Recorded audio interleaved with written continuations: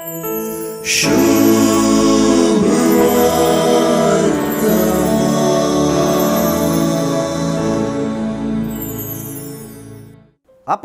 पेद्रोनो आपल्या बावाक बोगसूंचे उद्देशी एक संख्या गड घालूंक प्रयत्न केले.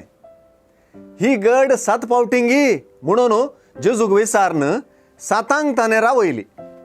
जेजून 7 फावटी नाही 7चे 70 फावटी म्हणून बक्षण्या संबंधी गड वा मिथस काढून सोडली. अशे बक्षण्या संबंधी लेखस नुल्ल करून सोडले.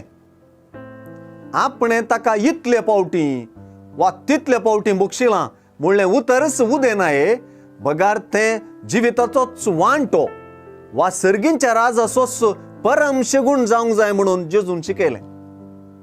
जेजूची वपार हे दिशेन चडीत उजवाड फांकयता. वपारींतच सांगिल्ल्या प्रमाणे बक्षणे कितलें कश्ट म्हणून कळीत जाता. आपणे कितलें बक्षणे अनुभव केल्यारी हेरांक बोगसूंची परिस्थिती येताना बोगसूंक कश्ट मारतात.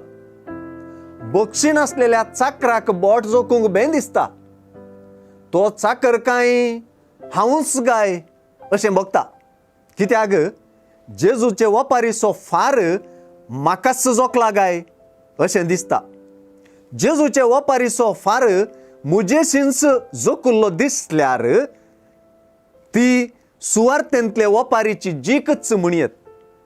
हे वपारींत एकडच्यान बोगसूंक कितलें कश्ट म्हणून समजता मात्र न्ही आनी एकडच्यान आनी ताच्या गी चड करून सर्गी बापातावन आमी कितलें बोगसोणें जोडलां हाचेर महत्व चड वेता.